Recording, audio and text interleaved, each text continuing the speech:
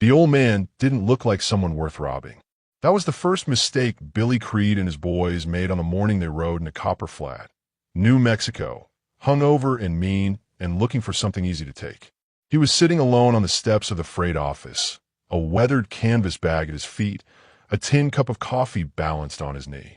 His coat was patched at both elbows. His boots were cracked along the seams.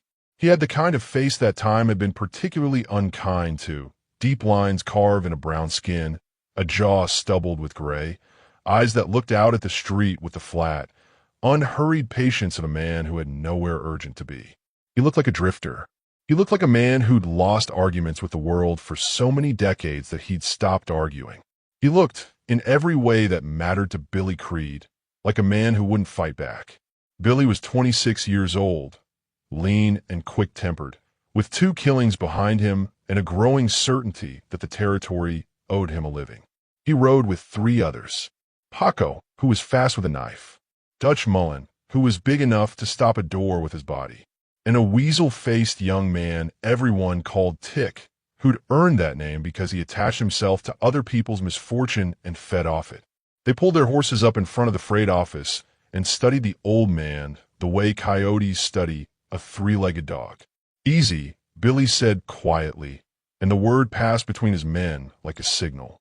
He dismounted, handed his reins to Paco without looking, and walked toward the steps with a loose, rolling confidence that came from never having met something he couldn't take.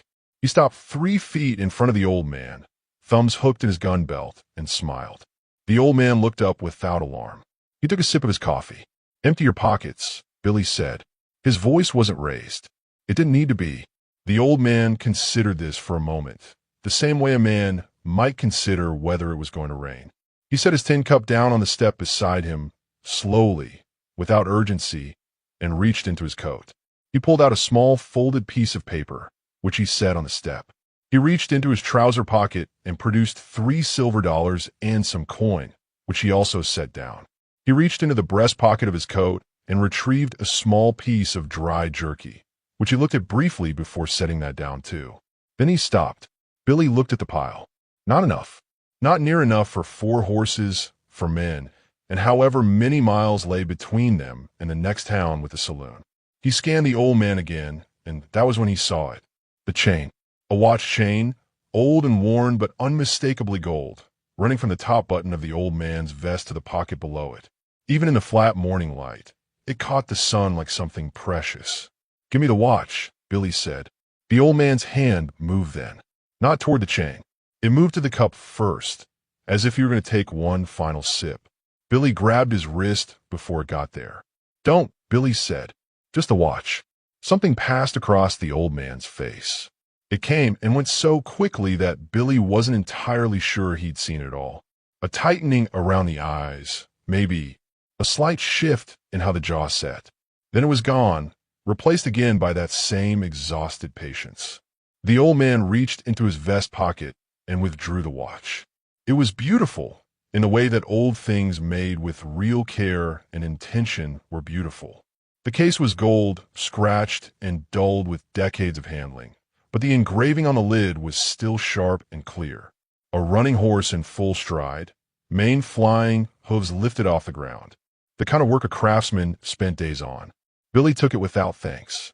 He turned it over in his hands, feeling the weight of it, already calculating what it would fetch in the right kind of shop. He was about to pocket it when Tick appeared at his shoulder, craning his weasel neck for a look. "Open it," Tick said. "Gold watches got pictures inside sometimes. Ladies, worth more if there's no picture." Billy flipped the case open. No picture, just the movement, ticking with soft precision beneath a crystal face. And below the mechanism, on the interior of the case back, an inscription etched in the same careful hand as the horse on the lid. Billy read it once. Then he read it again. The smile left his face like water leaving a cracked cup. He turned the watch toward Tick. Tick read it. The color in his face changed. The inscription read, "To the fastest gunman in Arizona Territory. Competition shoot, Tucson, July 1867. Undefeated." Before you find out what happens next, if you're enjoying this story, hit that like button. And if you haven't subscribed yet, join us now. Drop a comment telling us what country you're listening from. I love seeing how these Wild West stories travel the world. Now stay with me to the end, because what's coming will surprise you. The silence that settled over that frayed office step was the particular kind of silence that only comes when several men realize at the same moment that they have made a serious error. Dutch Mullen was still on his horse. He leaned forward in the saddle, trying to read his companion's expressions, seeing something there that he didn't like. "What's it say?" he called. Nobody answered him. The old man sat with his hands on his knees, watching Billy Creed with those flat, unhurried eyes. He didn't ask for the watch back. He didn't reach for it. He just waited, the way a man waits when he's learned that patience is its own kind of weapon. Billy's jaw worked. He was running calculations, the same kind he always ran when situations stopped being simple. He looked at the watch, looked at the old man, looked at the watch again. "Could be a lie," Tick said, though his voice had gone careful and thin. "Old man could have found it. Could be stolen. Could be," Billy agreed. He looked at the old man. "That's a hell of a watch for a man in clothes like those." The old man let that observation sit in the air for a moment. Then he spoke, and his voice was the same as it had been before. Quiet, unhurried, devoid of any particular emotion. "The clothes got old," the old man said. "The watch didn't." Billy stared at him. There was something in that answer that was wrong in a way Billy couldn't quite name. Not defiant, exactly. Not threatening. Just certain. The way a man is certain about things he has proven to himself many times over many years. The territory was full of old stories. Billy had grown up hearing them. Legends from the time before fences and railroads, when the land was genuinely wild and the men who moved across it were shaped by that wildness into something harder and stranger than ordinary men. Billy had always half believed those stories, the way you half believe things that happened before your time, with the comfortable skepticism of someone who has never had reason to test them personally. Standing on that step in Copperflat, Billy felt his skepticism beginning to develop cracks. "What's your name, old man?" he asked. The old man took his coffee cup from the step, discovered it was empty, and set it back down. He looked at the cup for a moment, as if reflecting on this small disappointment. "Caleb Dent," he said. The name meant nothing to Billy. It meant nothing to Tick or Paco either, judging by their faces. But Dutch Mullen, still on his horse at the edge of the street, went very still when he heard it. Dutch had grown up near Tucson. Dutch had heard different stories than the others. "Boss," Dutch said. His voice had a quality to it that Billy had never heard from him before.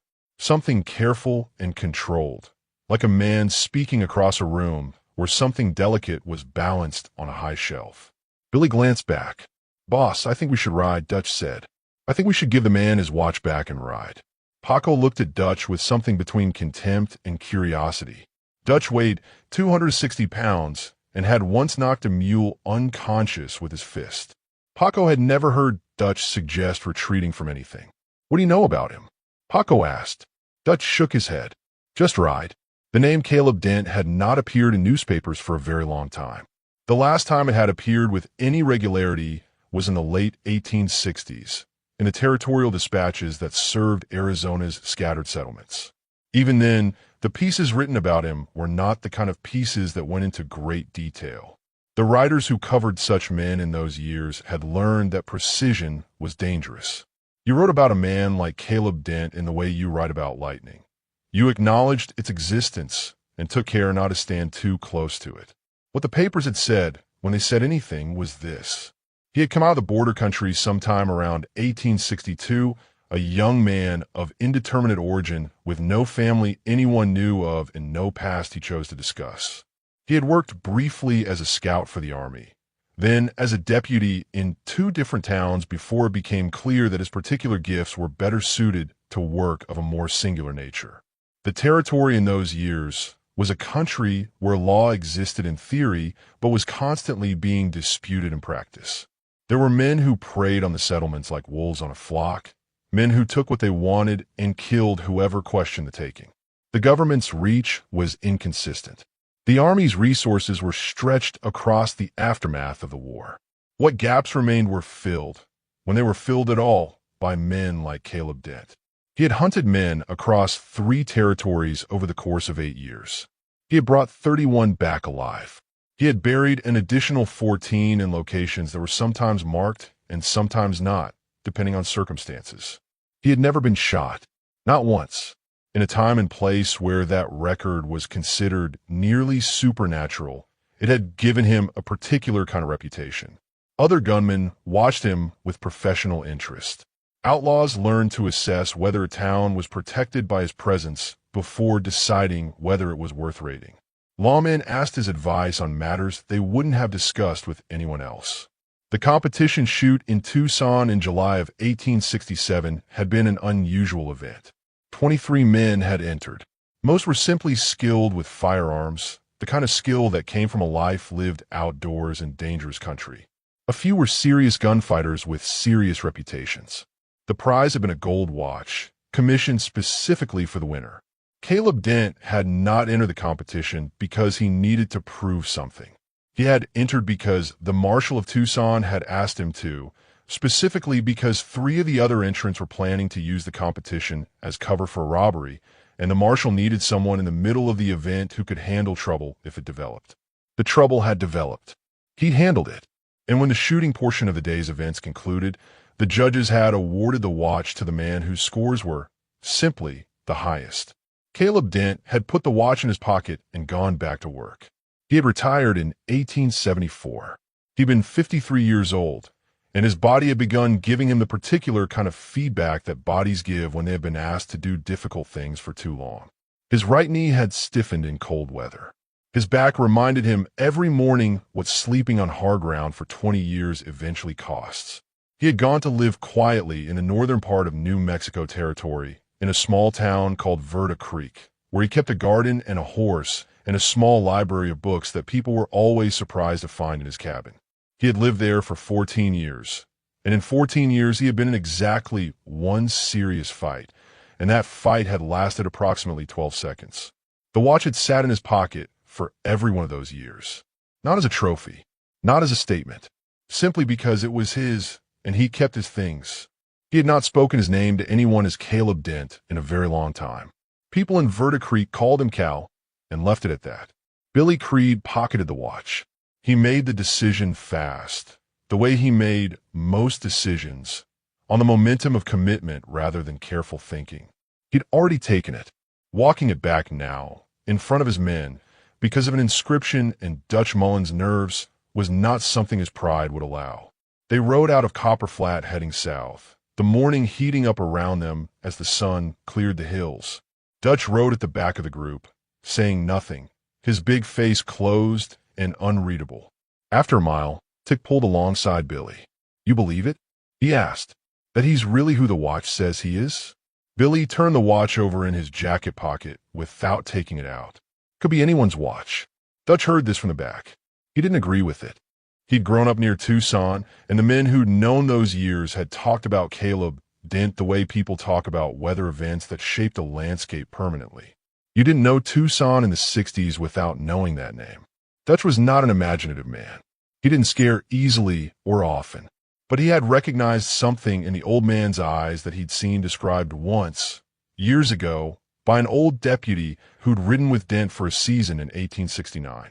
The old deputy had said, the thing about Caleb Dent was that he was never afraid, not because he was stupid and not because he didn't understand danger, but because somewhere along the line he decided that death wasn't the worst thing that could happen to a man, and after you make that decision, you stop spending energy on fear that you could use for something else. The old man on the freight office step had had that look, the look of a man who'd stopped spending energy on fear a very long time ago. Dutch had seen some hard men in his years riding with Billy. He'd never seen that particular look before. They made camp that night near a dry creek bed for miles south of Copper Flat. Tick made coffee. Paco cleaned his knife. Billy sat with the watch in his hand, turning it over and over, the way he'd been doing for most of the afternoon without quite meaning to. They found him the next morning. Not because Caleb Dent was a man who hunted people for sport or satisfaction. He had done enough of that in his working years to last several lifetimes, and he took no pleasure in it now. But the watch had been given to him in front of 200 witnesses on a July afternoon in Tucson, by a marshal who'd shaken his hand with both of his and said something that Caleb had never repeated to anyone because it was not the kind of thing that bore repeating. He had kept that watch for 20 years. He had carried it across seasons and territories and the long, quiet stretch of his retirement. It was his. He found their camp by following the most basic logic of men who rode without great urgency or caution. They'd kept to the main trail heading south. They'd stopped where the creek bed gave them shade and a reason to pause. The cold fire ring was visible from 40 yards, and the tracks around it were fresh. He picked up their trail an hour after they'd broken camp. He was on horseback now, riding a gray mare that was not young, but was steady and sensible, which were the qualities Caleb valued most in the things he chose to rely on. He rode without hurry. There was no need for hurry. Men like Billy Creed moved fast when they were running from something and slowly when they believed themselves safe. They had no reason yet to believe they were anything but safe. Caleb had seen the big one tighten when he'd said his name. He knew what that meant. It meant at least one of them understood the situation clearly. Whether that understanding would translate into wisdom was a separate question. He hoped it would. He was 71 years old, and his back was bad, and he would have genuinely preferred to spend this particular Thursday somewhere warm with a book. But the watch was his. He caught them at a water stop around mid-morning, at a place where the trail dipped down to a shallow creek crossing surrounded by cottonwoods. 3 of the horses were drinking. The 4th, the big man's animal, was standing still with its rider on it, turned sideways on the trail. Dutch Mullen had been watching behind them for the past 2 hours. When he saw the gray mare come down the trail, he knew immediately who was riding it, though he couldn't have explained how he knew with any precision. Something in the pace of it, maybe something in the way the rider sat. He called to Billy without looking away from the approaching rider. Billy was crouched at the water's edge, refilling his canteen. He heard something in Dutch's voice that brought him to his feet fast. Then he turned and saw the old man coming down the trail, and his stomach did something it had never done before in his life. Caleb Dent rode to within 30 yards of the group and stopped. He looked at the 4 of them the way a man looks at a problem he has already solved in his head and is now simply executing. The big one on horseback he noted immediately. The weasel-faced one had backed toward the tree line, which was smart in one way and revealed a certain quality of character in another. The dark one by the horses was still, his hand near his knife, watching with professional assessment. And Billy Creed stood at the water's edge, canteen in hand, trying to decide what version of himself he needed to be in the next 30 seconds. Caleb stopped his horse and sat easy in the saddle. "I like to watch back," he said. The words fell into the silence of the cottonwood grove without drama. He wasn't performing anything. He wasn't issuing a challenge or making a speech. He was simply stating what he'd come for, the same way a man states what he's come to a store to purchase. Billy's hand moved toward his gun, and he stopped it, and that stopping cost him something visible. He looked at the watch in his left hand, still there, because he'd been looking at it again when Dutch called out. Then he looked at the old man. "You're him," Billy said. "You're really him." Caleb said nothing. Confirming things that other people already knew struck him as a waste of everyone's time. "Caleb Dent," Dutch said from horseback. His voice was entirely flat. It wasn't a question. Still nothing from Caleb. He waited. Paco moved then. He was the one Caleb had been most watchful of, because Paco moved without telegraphing it, which was a skill that most men never developed and which indicated a particular kind of experience. He stepped sideways and slightly forward, positioning himself at an angle that would make a single target response harder. Smart, Caleb thought. Not smart enough, but smart. "Don't," Caleb said, addressing Paco without looking at him. His eyes stayed on Billy. When a group has a leader, you watch the leader. Paco stopped. Billy Creed stared at the old man in the worn coat on the gray horse, and he felt the architecture of his self-image undergoing something he'd never felt before. He was fast. He knew he was fast. He'd been the fastest man in every room he'd ever stood in, and that knowledge had shaped how he moved through the world for the past 6 years. But the man across from him had won a competition against 22 other men in 1867, and the watch from that competition had spent 20 years in his pocket, and there was something about the way he sat his horse. Something about the total absence of anxiety in him that made Billy's certainty feel suddenly fragile, like the first thin ice of winter that looks solid until you trust it. He thought about Dutch saying ride. He thought about that for just a moment. Then Tick stepped out of the tree line with his pistol raised and fired. The shot went wide. Tick was nervous and fast and terrible with a gun in the best conditions, and these were not the best conditions. The bullet cut the air 6 feet to Caleb's left and buried itself in the creek bank. What happened next happened the way such things always happen to those present, too fast to fully process in the moment, assembling itself into coherence only afterward in the telling. Caleb's horse didn't bolt. The gray mare had been ridden by Caleb Dent for 4 years, and in 4 years she had learned that gunfire near her rider was information but not cause for panic. She stood. Caleb's right hand moved. The revolver came up from the holster on his hip, and the motion of it was so economical, so devoid of flourish or wasted movement, that several of the men present would later say they genuinely hadn't seen him draw. The gun was simply not there, and then it was. He shot the pistol out of Tick's hand from 30 yards. Not the hand, the pistol. Tick screamed and dropped to his knees, clutching his fingers. The gun lay in the dirt. Caleb lowered the revolver slightly, but did not holster it. He looked at Billy. The creek made small sounds. The cottonwood leaves moved in a slight breeze. Somewhere downstream, a bird called twice and went quiet. Billy Creed's hand had gone for his gun when Tick fired. It had stopped when Caleb's did not miss. It stayed where it was now, frozen in the half gesture of a decision that had not completed itself. He understood, in this moment, the full weight of what Dutch had been trying to tell him. Billy opened his hand and let the watch fall into the other one. He held it out. The old man rode forward without hurry, reached down from the saddle, and took the watch from Billy's open palm. He looked at it once, then put it in his vest pocket.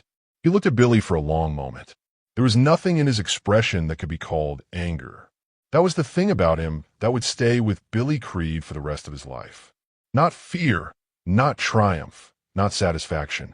Just the flat assessment of a man who has completed a necessary task and is ready to do something else. Paco, Dutch, Billy, Caleb said, naming 3 of them in order without raising his voice. Ride south. Don't stop until you're in the next county. He looked at Tick, still kneeling in the dirt. Your friend needs a doctor for his hand. Take him to one. Do that before you do anything else. He backed the gray mare a few steps, watching them, and waited. It was Dutch who moved first. He turned his horse south without a word and kicked into a canter. Paco followed immediately. Billy stood for one more moment, looking at the old man, and something passed between them that wasn't exactly communication, but was close to it. An understanding, maybe, the recognition of a threshold crossed and its permanent consequences. Then Billy picked up Tick and helped him onto his horse, and they rode south, and Caleb Dent watched them until they were gone. He sat his horse alone in the cottonwood grove for a while after they'd gone. His back ached from the morning's ride. His right hand was steady, as it always was, because that was the one thing about him that age had not touched. Everything else was slower and stiffer and more complained about in the mornings, but the hand remained what it had always been. He took the watch out and opened it. The movement ticked with its soft precision, still keeping perfect time 20 years on. He'd been asked many times in the years when people still asked him things, whether he was proud of his reputation, whether the watch, the competition, the record he'd built in the territory gave him any satisfaction. His answer had always been no, and it had always confused people because they imagined that a man who was the best at something must take pleasure in that fact. What they didn't understand, what was difficult to explain, was that being exceptionally capable at ending the lives of other human beings was not, in itself, a source of pride. It was a capability like being very tall or having perfect pitch. The question that actually mattered wasn't whether you were capable. It was whether you used that capability for something that deserved it. The men he'd hunted in his working years had, by and large, deserved it. Not because he was their judge, exactly, but because the alternative was leaving them to continue doing what they were doing to people who had no means of stopping them. He had been a means. He had tried to be nothing more than that, and nothing less. He closed the watch and put it away. He turned the gray mare north, back toward Copper Flat, back toward the coffee he hadn't gotten to finish and the freight he was waiting to collect, and the road back to Verta Creek and his garden and his books. He was done with chasing things. Word reached Verta Creek 3 weeks later, carried by a traveling merchant who'd been in Copper Flat on the morning in question and had watched from behind a rain barrel with his heart in his throat. The story spread the way such stories spread in small places, from the merchant to the barber to the preacher to the schoolteacher to every household in town in the space of about 4 days. The man who ran the general store, a steady man named Fowler who'd known Cal for 12 years without knowing much about him, found him in the garden one Tuesday morning in early autumn, kneeling between rows of dried beans with a small knife, cutting stalks. Fowler stood at the garden fence for a moment. Cal looked up. "I hear you had some trouble on your freight trip," Fowler said. "Some," Cal said. He went back to the beans. Fowler stood there a moment longer. Then, "People are saying you're Caleb Dent." Cal cut another stalk. He said nothing. "That your name?" Fowler asked. "Really?" Cal sat back on his heels and looked at the row of dried beans with the expression of a man deciding whether the work was complete. He decided it wasn't. He cut 2 more stalks. He said finally. He gathered the cut stalks and stood, slowly, his knee complaining in the way it always complained. He carried the bundle to the edge of the garden and set it down. "People want to come," Fowler said. "You know that. Word gets out, people come." "Let them," Cal said. He walked back into the middle of the garden and knelt again. "I'm not hard to find. What if they come looking for trouble?" Cal looked up at Fowler with those flat, pale eyes. "Then they'll find it," he said. "But most of them won't." Fowler nodded slowly. He thought about asking more questions and decided against it. There was a quality to the man's attention when he was working in his garden, a completeness of focus that discouraged interruption. He walked back to the store. That winter, a young man did come to Verta Creek. He was 20 years old, lean and serious, the son of a rancher from the southern part of the territory. He'd heard the story and ridden 3 days to confirm it. He found Cal on his porch in the late afternoon, reading, a blanket across his knees against the cold. The young man stood at the gate.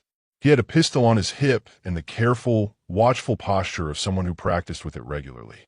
He was not there for trouble. He was there for something harder to name. Cal set his book down and waited. The young man said he'd heard what happened in Copper Flat. Said he'd heard the whole story, all of it, the watch and the inscription and the 4 men and the shot from 30 yards that had taken a pistol out of a man's hand without touching the hand itself. He wanted to know how. Cal looked at him for a long time. "Not how to shoot like that," Cal said. "That's not what you're asking." The young man said nothing for a moment. Then, "No, I want to know how you're not afraid. How you go through it and come out the other side without it changing what you are." Cal considered this carefully. He'd been asked variations of this question before, and he had never given the same answer twice, because the question was one of those questions that could only be answered imprecisely, from different angles, and each angle revealed something different. "You start afraid," Cal said. "That doesn't go away for a long time. Maybe it never goes away entirely. But you figure out eventually that the fear is just information. It's telling you that something matters. The trick is not letting the information become the answer." The young man was quiet. "When it's over," Cal continued, "you carry it. Every one of them. That doesn't go away either. But if you did what needed doing, and you did it cleanly, and you did it only because it needed doing, then the weight is bearable. It gets heavy sometimes, but it's bearable." The young man stayed for 2 days. They didn't talk much. Cal fed him, gave him a place to sleep, let him watch the way an old man went about his days in a small house with a garden and a horse and a library.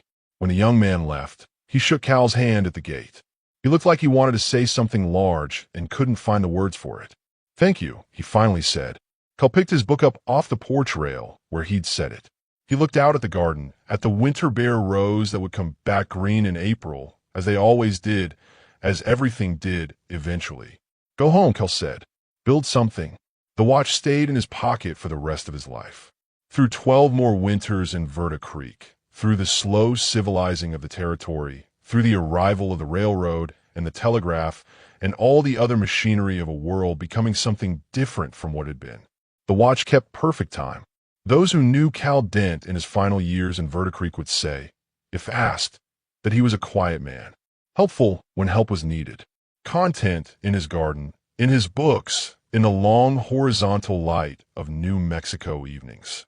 A man who seemed, strangely, to have made peace with everything. They had no idea what that peace had cost or what had been built on top of. But sometimes in the saloons and freight offices and barbershops of the territory, the story of Billy Creed and the watch still circulated. It passed between men the way such stories pass, acquiring details in some tellings and losing them in others, but always keeping its essential shape. The shape was this. For men had tried to take something that belonged to a man they believed could not protect it. They had looked at his worn coat, his cracked boots, his patient eyes, and they had read nothing they're worth respecting. Then one of them had read the watch, and the watch had told them everything the man had chosen not to say about himself. There's a lesson in that story, and different people took different lessons from it. Some took the lesson about appearance and reality, about the danger of assuming that quiet men are helpless men. Some took the lesson about history, about the way a man's past exists in him even when he's chosen to set it down, coiled and patient, waiting. Some took the simpler lesson, that some things belong to a man, and some men will come a very long way and do what needs doing to retrieve what is theirs. But the lesson that Caleb Dent himself would have offered, if he'd been inclined to offer lessons, which he wasn't, was different from all of these. It was this: be careful what you take from a man who's stopped announcing himself. Because he stopped announcing himself because he doesn't need to, and because the things that belong to him, he hasn't forgotten a single one of them.